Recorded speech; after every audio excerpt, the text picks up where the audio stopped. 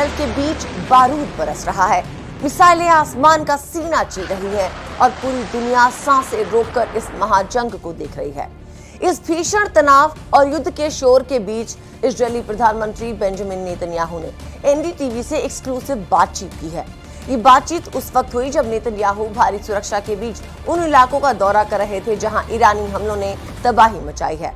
इस बातचीत में नेतन्याहू ने एक ऐसी बात कही जिसने भारत और इजरायल की अटूट दोस्ती पर फिर से मोहर लगा दी है। बातचीत के दौरान नेतन्याहू ने प्रधानमंत्री नरेंद्र मोदी को अपना ग्रेट फ्रेंड बताया।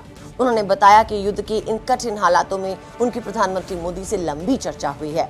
नेतन्याहू ने एनडीटीवी के जरिए पूरी दुनिया को बताया कि उन्होंने इजरायल के साथ मजबूती से खड़े रहने और सच का साथ देने के लिए प्रधानमंत्री मोदी का शुक्रिया अदा किया है। सोचिए, जिस वक्त इजरायल चौतरफा दुश्मनों से घिरा है, उस वक्त नेतन्याहू का भारत के प्रति ये प्रेम और सम्मान बहुत बड़े कूटनीतिक संदेश देता है। अब इस तस्वीर को गौर से देखिए। बॉडीगार्ड से घिरे बेंजामिन नेतन्याहू सोमवार को इजरायल के बेत शेमेश इलाके में खड़े थे। ये वही जगह है जहां ईरान ने एक यहूदी प्रार्थना स्थल पे हमला किया था, जिसमें 9 मासूम लोगों की जान गई। अपनों को खोने का दर्द नेतन्याहू के चेहरे पे दिख रहा था, लेकिन भारत का जिक्र आते ही उनके शब्दों में एक अलग ही गर्मजोशी नजर आई। उन्होंने कहा, इजरायल में भारत के लोगों के लिए बहुत सम्मान और प्यार है। भारत के लोगों की अटूट मित्रता हमारे लिए बहुत मायने रखती है। हालांकि नेतन्याहू ने प्रधानमंत्री मोदी के साथ हुई बातचीत की पूरी डिटेल शेयर नहीं की, लेकिन ये साफ कर दिया कि दुनिया के कई बड़े नेताओं से उनकी बात हुई है, पर भारत का रुख सबसे अलग और स्पष्ट रहा है। ये वही भारत है जिसके प्रधानमंत्री हाल ही में इजरायल के ऐतिहासिक दौरे पे गए थे और वहां दोनों नेताओं के बीच जो केमिस्ट्री दिखी थी, उसकी गूंज आज युद्ध के मैदान में भी सुनाई दे रही है। रक्षा, व्यापार और जन संबंधों की नींव आज इजरायल के लिए एक बड़ी ताकत बन चुकी है।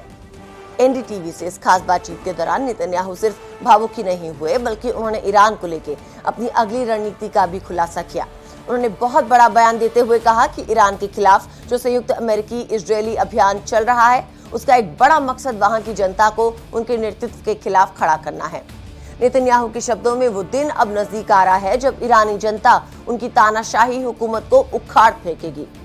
नेतन्याहू ने सीधे तौर पर ईरान की जनता से आह्वान किया कि जब वो अपनी आजादी के लिए खड़े होंगे, तब इजरायल और अमेरिका उनके साथ कंधे से कंधा मिला के खड़े रहेंगे। अमेरिका के राष्ट्रपति डोनाल्ड ट्रंप भी ईरान की जनता से अपना देश वापस लेने की अपील कर चुके हैं।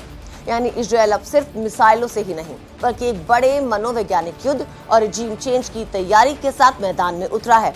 नेतन्याहू का ये इंटरव्यू बताता है कि इजरायल अब रुकने वाला नहीं है और इस सफर में वो भारत जैसे सच्चे दोस्तों के समर्थन को अपनी बड़ी जीत मान रहा है।